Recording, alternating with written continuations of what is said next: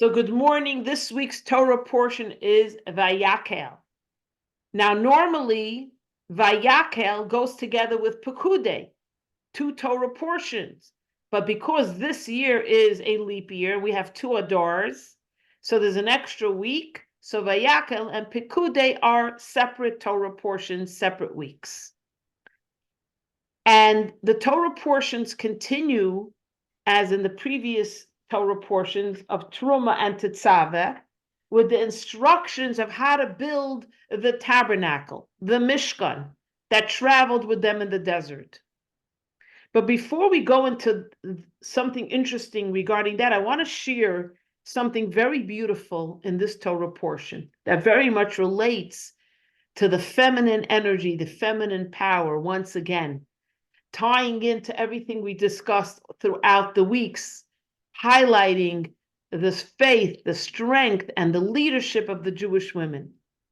So we know when God gave the Torah, he commands Moshe, Kai samar lebeis Yaakov, v'sagid lebnei Yisrael. First teach the Torah to the women, and then to the men. When it came to the sin of the golden calf, the women did not participate. They refused to give their jewelry to be melted into a golden calf. And as a reward, they were given the first and second day of Rosh Chodesh, the Jewish month, as a reward. And now, once again, in the Torah portion, there are two magnificent stories highlighting the beauty and the strength of the Jewish woman. So we know that Moshe said to the people of Israel, everybody donate. Donate your jewelry, donate your fabrics. And that's how they built the base, the Mishkan. Good morning, Margaret. They took all the jewelry, they melted it down, and they made the gold and silver objects, the golden menorah, the golden ark, and so on and so forth. And this is what the Torah portion reads. Ready? In Vayakhel. Vayavai ha'anoshim al hanoshim. There's only one other person. Kol nidiv leiv heviu choch v'nezem v'tabas v'chumaz kol klei zav v'chol ish asher henif tenufa zav l'Hashem. Listen now to the translation. Beautiful. The men came following the women. Who's leading the way? The women. Women. This is straight from Torah. Every generous-hearted person, they, the women, brought, what did they bring as a donation? They brought their earrings, their nose rings. Anybody here have a nose ring? Their finger rings, and their armbands or bracelets, all kinds of golden objects. And every man who waved a waving of gold to the Lord. Okay? So this is translated by the commentary Ibn Ezra.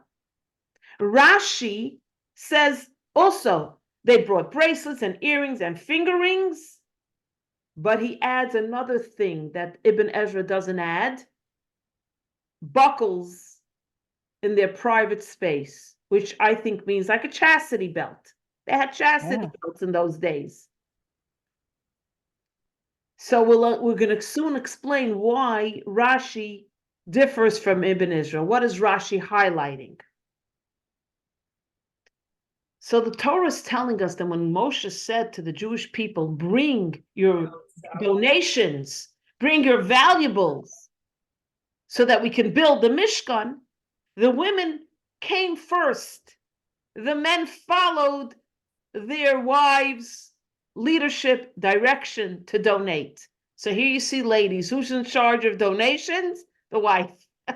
Women. The women. So the question now you have to say is, first of all, what did they do with all the gold and silver jewelry? They melted it down. They melted the gold jewelry. How do you call when you melt in a melting how do you call the place where they melt? Melt? I don't know. Whatever. A foundry? Foundry. And then they created the objects for the Mishkan, like we said, the golden menorah, the golden ark that held the Luchot and the Torah that was in the Holies of Holies, and the different golden objects. Now, if they were melting it down anyway, why does the Torah specify what they brought? They could have said they brought their jewelry, and later on they say, and what did they do with the jewelry? They melted and they created the objects for the tabernacle. But if it's important to know what they brought, how come it doesn't say what the men brought? Why only what the women brought? Why doesn't the Torah do equal for the men? The men will say, huh? What are we, chopped liver? My wife brings something and the Torah lauds her. Me, I bring it. It's what? I brought my golden cufflinks and look, nobody mentioned it.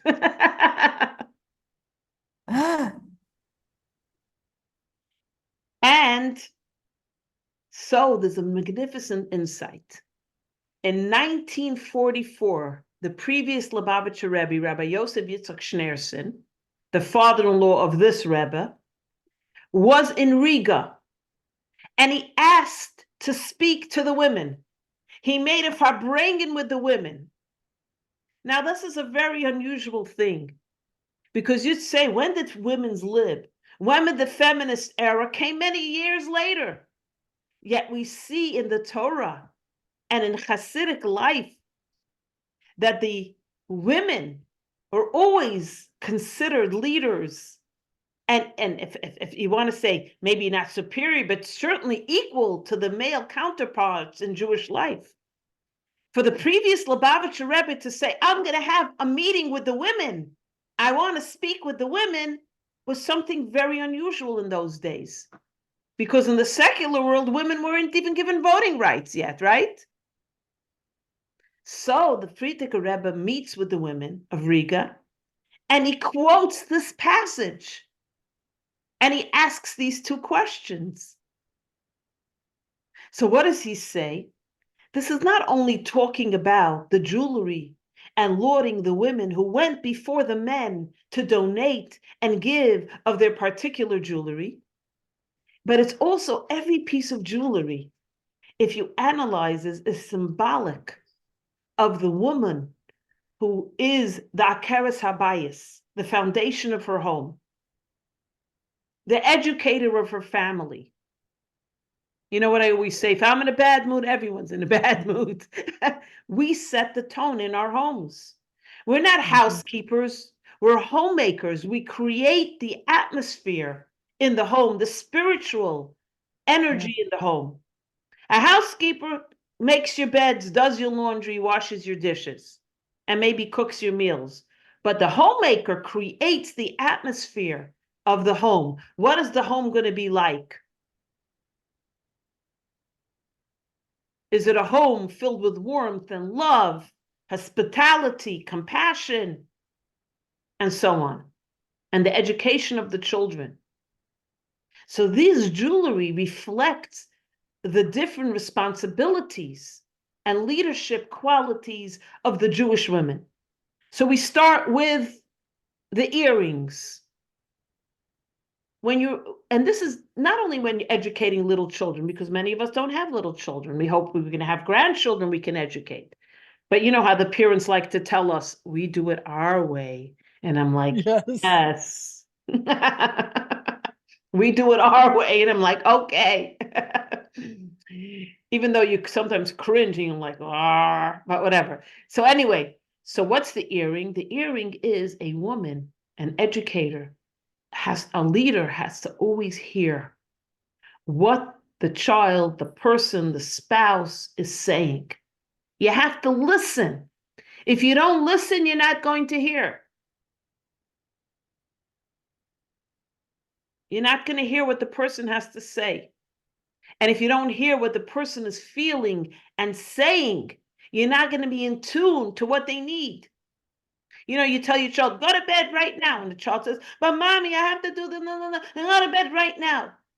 And then the parent says, look at that. They're not listening to a word I have to say. But in order to understand, don't you have to listen to them? Not they have to listen to you.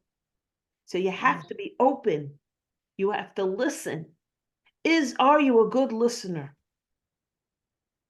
Because there's hearing and there's hearing. Hearing means, Did you hear what I had to say? Not a word. Then der herring in Yiddish means you hear and you understand what the person is saying. Not just, oh, what did you say for the past 25 minutes? Like my husband says, what did you say? I only spoke for 25 minutes. So the Torah is saying, what's the earring? Being in tune and listening to what your child, your spouse, anyone in the relationship has to say. The second thing he says is the nose rings. You know what they say? That's the smell, the sense of smell. You know, I smell a rat. You know, sometimes you say, I smell a rat. It's not what it should be. This is not what I want for my child. This is not where we should be going. This is not what we should be watching. This is not what we should be reading. When you need to smell out what's going on sometimes, you need to be in tune. Is this something that you should pursue? Is it something you shouldn't pursue? You know, sometimes you say, like, my husband got a phone call from somebody about something. It sounded very fishy. And I'm like, don't do anything till you find out what's behind this question. There's something here that doesn't sound right, doesn't smell right. So as women, we have to use our sense of smell. The next thing is the finger. You know, many times parents want to be their children's friends. You don't want to point your children in the right direction. He'll figure it out himself. Or I don't want my child. We, as women, as leaders, you have to point your finger in the right direction. This is where you should go. This is what you should do. Now, it doesn't mean you shouldn't take into account your child, your spouse, again, your relationship, your leadership, to be a dictator. Now, listen, but you need to be able to have the conviction to point and say, this is the direction we have to take. Sometimes to your own detriment, where people say, it's her way or the highway. Well, what is it called? Her way or high road, whatever. What's My way or the highway. My way or the highway. Yeah. You have to have the ability to point. And that brings to the last thing, the bracelet or the armband. You have to show strength of conviction. You have to show discipline. Many times, the source of all the, I'm not going to say the only source of the shootings of children running rampant is there's no discipline in the home. There's no one saying, no, we don't do that. There's a God. God said, no, we value life. No, no, no. We're afraid to take a stand. We're afraid to take a stand. We're afraid we'll alienate. I hate you, mommy. You didn't let me go to that all-night party with drinking when I'm all of 14 years old. Yes, yeah. I didn't let you go. You're right. So we have to point our children and our families and our contemporaries in the right direction. And we also have to show discipline and strength. That's why the Torah outlines the different types of jewelry, says the previous Lubavitcher Rebbe. Because again, it could have just bundled it together when we know that the Torah minces words. The Torah counts every word, every letter. There isn't one extra letter. So when the Torah lists out the jewelry, there's a reason. It's to give us the 4 pillars of education. Which brings me now to where Rashi differentiates from the Ibn Ezra, the other commentary. Why? Rashi says there's one more very important thing as women, as leaders, and that's they donated their chastity belts. What does the chastity belt symbolize? Intimate life. Your intimate life between husband and wife. You have to guard your intimate life. That's the laws of family purity, of going to the mikveh after the menstrual cycle, and so on. But also guarding the modesty of your intimate life. Being true to your marriage, to your spouse. And who leads the path? The women. The women are the ones who sanctify the intimacy of the husband and wife. That's why we were entrusted to go to the mikveh, by the way. Besides the ones that we have the menstrual cycle. And once again, that mikveh has nothing to do with cleanliness, because you can take a bath. Why do you have to immerse after your menstrual cycle in a special ritualarium with 40 measurements of rainwater? It's very clean, don't worry. They keep it very clean because it's also natural water with chlorine and so on. Because the woman is, again, the foundation of the home, and she safeguards the modesty and the integrity of the relationship to best of her ability. If the husband goes astray, okay, that's a different story. But the wife is the one given this special gift. And also that's why we are the ones who conceive children. This is the woman, in a way, is a replica of creation. We're able to bring a child into this universe because we are the ones who guard and protect the intimacy of the marriage. So Rashi wants to point out this additional insight into, again, the role and the leadership of the women. And that's why it says the men came following the women. The women set the tone. The women set the tone. I always laughed. My son was missing a button on his Shabbos. The men wear, in Chabad, the men wear Lubavitch, the men wear these longer black coats, right? So my son's button was missing on the back, my married son. So I sewed it up for him, and I'm like, they're never going to say he's a slob. They're going to say, look at his wife. She couldn't sew on the button. She couldn't sew on the button. Right? So I sewed on the button. I'm like, because they're going to blame your wife. They're never going to say the guy doesn't know how to give his suit to the cleaners, My right? my husband's grandmother, Minnie, who was amazing.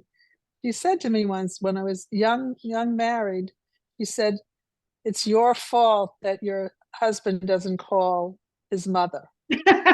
And I was like 20 something, and I said to myself, she's crazy. But then I realized she's right. She was right. I remember that so well. Yeah. So I was like, did you call your mother? Did you call your mother? Oh, for And then your years. husband hates you for nagging him. No. Yeah, that's right. So we get blamed even though it's not our. I said to my daughter, I don't, the talus. So most men, they daven every day in a talus, so they have a Shabbos talus and a weekday talus, because the talus gets a lot of use and it gets dirty, and there's nothing worse than a dirty talus. At least in my family, my mother would say to my father, if I ever see a dirty talus, it's over. Just not nice. So I say to my daughter, he needs a new talus. His talus is yellow. She says, tell him he needs a new talus. He needs to go buy it. I'm not getting, like she was saying, he has to give his own shirts to the cleaners, which is true, A wife can nag and a wife could do, but at the end of the day, in my house, I say to the boys, send your clothes to the cleaners. You're not having me iron your shirts. No, thank you. I don't even have to iron a shirt. Well, if I'm forced to. My mother loves to iron. I'm not going to iron. I'm sorry. There's a cleaners around the corner. Thank you very much. So again, this draws in the theme of the Torah pointing out very much of the superior energy and leadership of the women. And it's so important to see it in this light, because when do we see it? It was a very hard time in Egypt. They were slaves. They never dreamt in a million years that they would ever be freed. For over 210 years, they were enslaved, literally enslaved. Yet the women refused to practice birth control. They came out with their tambourines. Who leaves a country when you're running away with a tambourine? Time and time again, the Torah emphasizes the strength and the faith of the Jewish women. And it's not fabricated. The Torah didn't have to write about it. But time and time again, we see how the women have that special spiritual connection. And the way I always describe it is middle of the night, before your baby even begins to cry, remember the days? You were already up, ready to nurse. Your husband's snoring, didn't hear anything, wouldn't hear anything. Honey, go get the baby. What? The baby's crying? Like they make a joke. Newborn baby, they ask the husband, so how's the baby? He slept through the night. Yeah, slept. I mean, you slept through the night. We have in us a spiritual energy, a very connected soul to God. That thus, like we wake up in the middle of the night, before the baby even says boo, usually, sometimes you sleep deep sleep, you deserve it. The same thing, we innately feel a faith and connection to God. That's why the women continued having children. That's why they brought their tambourines. That's why they were first to bring their jewelry to the Mishkan, but not to the sin of the golden calf.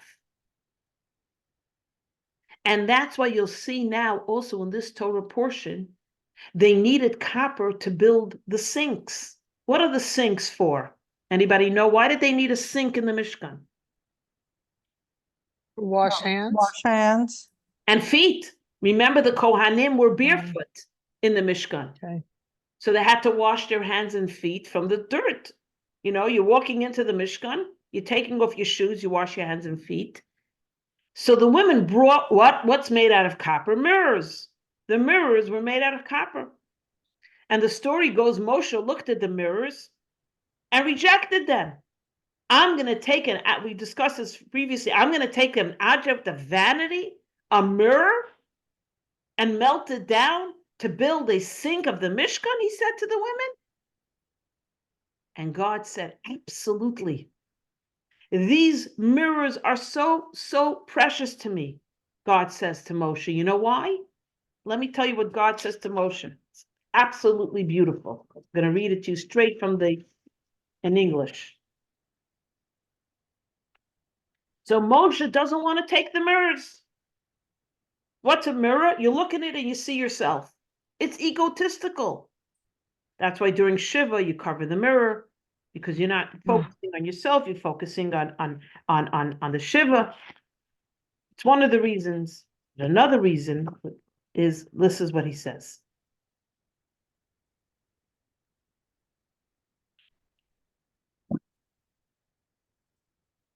Rashi.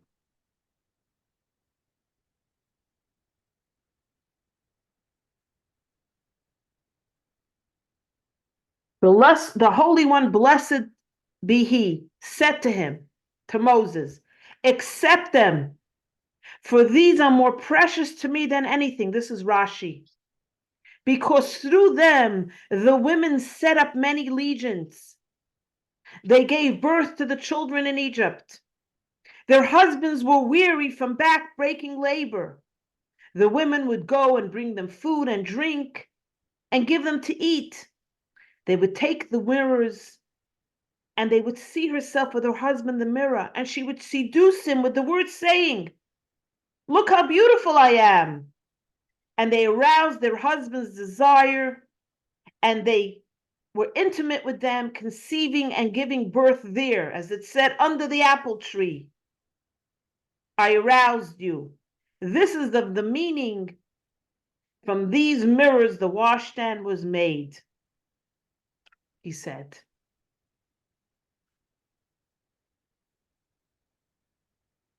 Could this be more graphic?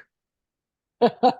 Not much. That's why I said, don't sit under the apple tree with anyone else but me, but hold on there. That's a little too graphic. Okay, so God says to Moshe, what? Do you know what the women did? Now, let me, honestly speaking, they didn't have to do it. They could have said, listen, my husband is exhausted from back-breaking labor. Anyway, it's a difficult time to have children. We don't have the money. Who's going to feed them? If it's a boy, they're going to be drowned in the Nile River. If it's a girl, it's going to be given up to adoption to the Egyptians. They were not even allowed to keep their daughters. It was a brutal Nazi era, Hamas era, what Paro didn't do to the Jews. So God says to Moshe, these mirrors are more precious to me than anything. They didn't take the mirrors to only put on lipstick and false eyelashes and, oh, look, I look so beautiful. They went. First of all, it's a mitzvah to be intimate with your husband. And unlike the Christians that say it's a necessary evil. Yeah. It's a necessary evil to have children, you should be intimate. But what happens if somebody can never have children? Person was born with a problem, they can never have children, or their spouse can't have children, the husband is not able to conceive. You're not intimate? It's a mitzvah to be intimate. You're not intimate only to have children. Intimacy in itself is a mitzvah. People don't realize this. You're not only people used to say, oh, you're a baby machine. You're not a baby machine. Because intimacy is so holy in Torah, that's why you're able to create a child, not the other way around. You're able to create a child, so it's holy. It's holy even when you can't create a child. When a woman doesn't have the physical attributes, sometimes a woman is not able to have children. Either she can't or she's not allowed to have a child. It could kill her. And the same with his husband. Sometimes a husband can't conceive. He doesn't have whatever he doesn't have the ability physically. There's a problem. Do they not intimate? But you sleep in different sides of the house and you're never intimate? Absolutely not. Intimacy itself is a mitzvah. And that's why a woman goes to the mikveh before you're intimate, because intimacy is so holy that after the menstrual cycle, a woman goes to the mikveh because intimacy is one of the holiest mitzvahs in the Torah. And that it's compared to when the high priest went into the holies of holies on Yom Kippur, he immersed in the mikveh 3 times. To go into such a holy place, you immerse in a mikveh. A woman intimate with her husband, it's such a holy act. That's why you go to the mikveh after the menstrual cycle, before you have intimacy. So a woman asked me, it's not every time you're intimate you go to the mikveh, only once after your menstrual cycle. And if you never have your menstrual cycle ever again, you go into menopause, or you just don't have it for whatever reason, you're on the pill and so on, you don't have to go. You only go if you have your menstrual cycle. Which, in a nutshell, the menstrual cycle symbolizes death.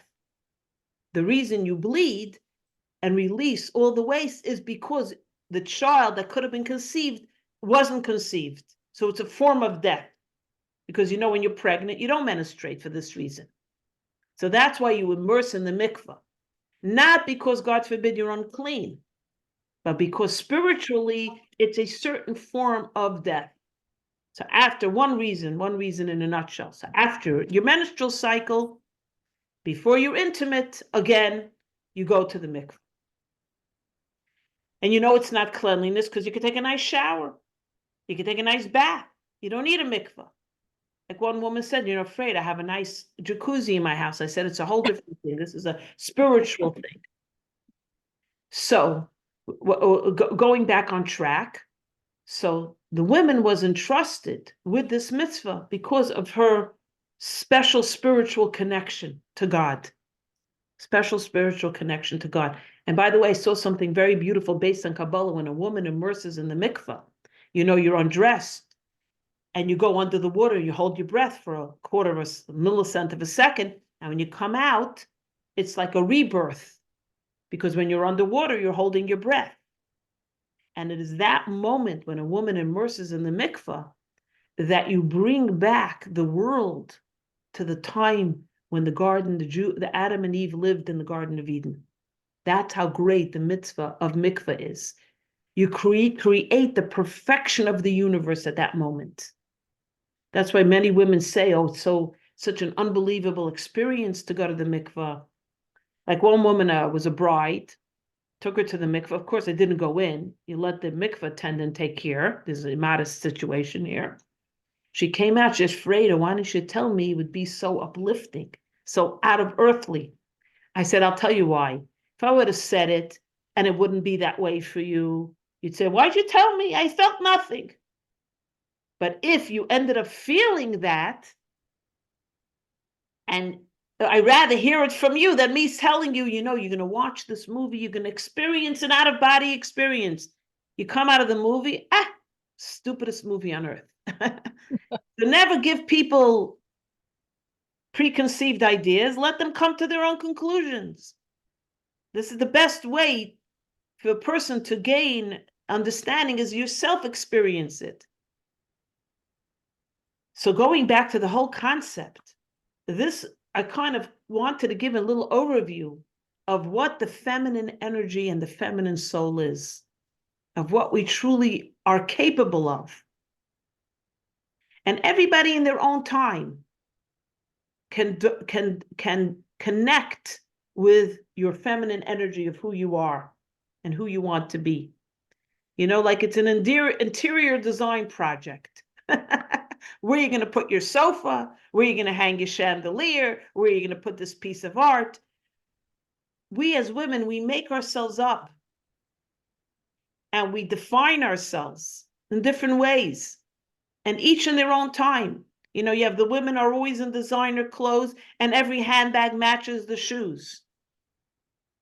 There's a woman comes to shul every Shabbos and she's in a different color every Shabbos. She's the red lady. Even her earrings are red. She's the green lady. She's the yellow lady. And it's so entertaining and enjoyable. I love saying, today you're the yellow lady. You're the orange lady.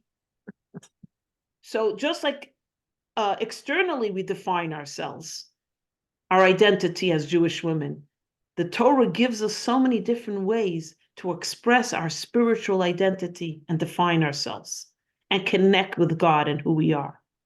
And once we breathe in, we could breathe out.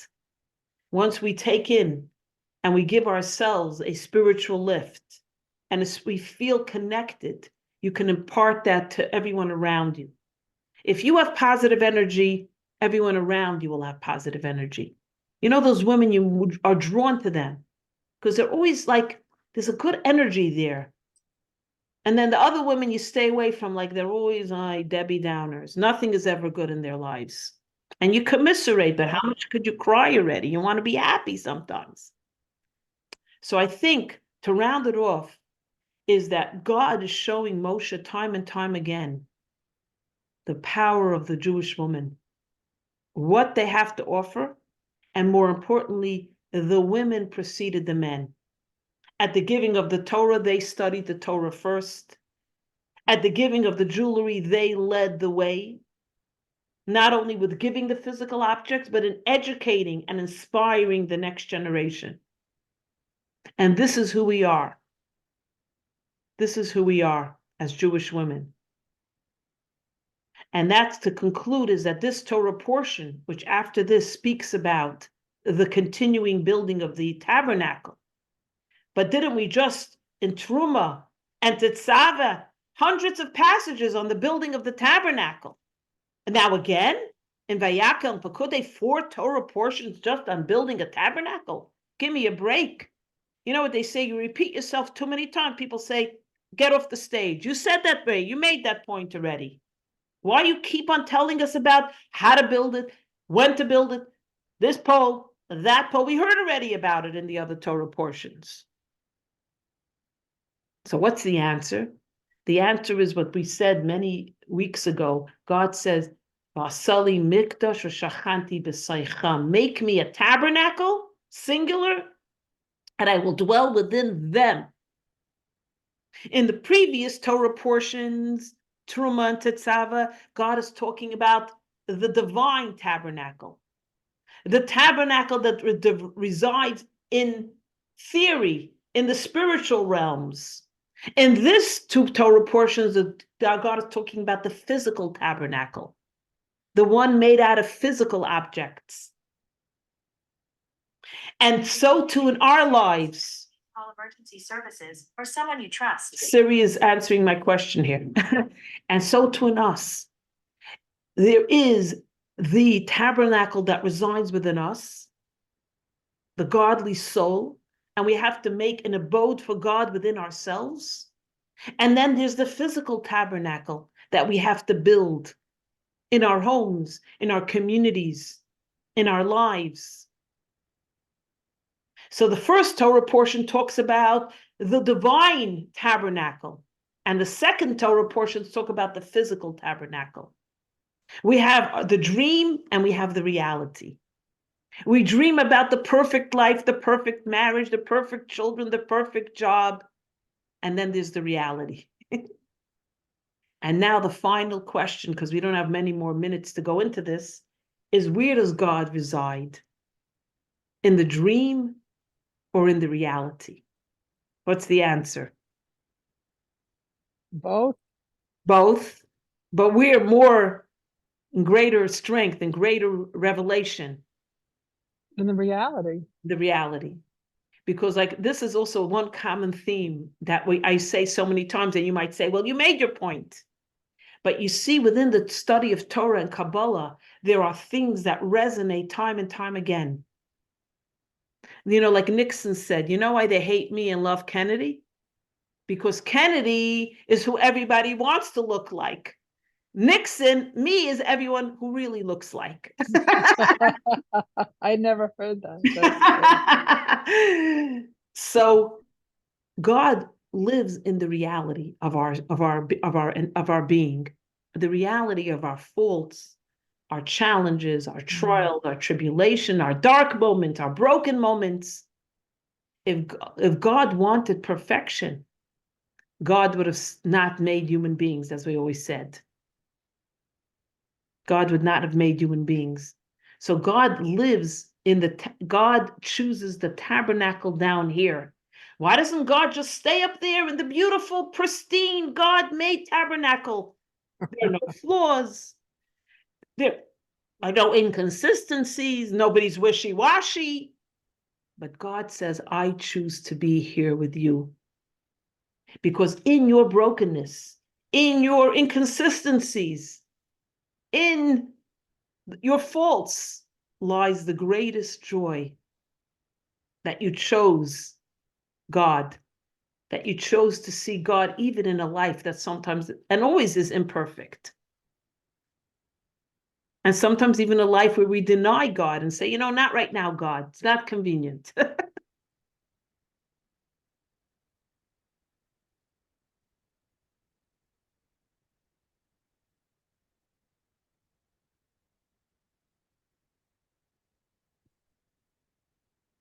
So in conclusion, to this point, when God sees all our faults or our fallacies, and in spite of that, we still do a mitzvah. We reach out and help a friend in need. We give tzedakah. We're compassionate. We're loving. We're kind. We light a Shabbos candle. We have a mezuzah and all the 101 mitzvahs that we could do. God looks at the angels and he says the following: have you ever seen anything more beautiful than that? My tabernacle that lives here in this world. And that's the message of the duality of the tabernacles. There's the perfect tabernacle, and then there's the one down here that we live in, that we create, that we bring God into. Because in that world is where God sees the greatest beauty. So a lot to think about. And hopefully empowering. Empowering. I could tell you in conclusion one thing, that whenever the Lubavitcher Rebbe spoke only to the women, because the Rebbe continued that, what his father-in-law did, three times a year the Rebbe spoke only to the women. Before Rosh Hashanah, the women would go down into the big men's section and the men would be behind the mechitza upstairs in the balcony. Before the high school and seminary graduation, and before the holiday of Shavuos, when God says to Moshe, teach the women first, the giving of the Torah. And whenever I heard the Rebbe in general, but especially when the Rebbe spoke only to the women and we were downstairs, and again, it was very funny to look up and see all the men in the balcony, like, hi guys. Yeah. The empowerment you felt, I think, is what happened here at the same time of the building of the Mishkan. You felt like I'm leading the way and I can change the world. This is what the Rebbe as a leader gave the women and girls in my generation, that I think stayed with us, stays with you forever. When you are regarded by the leader of the generation, the Moses of the generation, with such high regard, and you're lauded, and you're empowered, and you're told you can change the world. Not they can change the world, he can change the world. Got a daddy, daddy will change the world, you will change the world. When you hear these words from the Moses of the generation, you leave feeling, walking tall, standing tall, and never, never, ever feel like, oh my gosh, what can I contribute to this universe? I'm only a woman, I'm only a girl, I'm only a teenager. And this is the gift from the Torah, empowerment and leadership, and how to do it. So good Shabbos, everybody.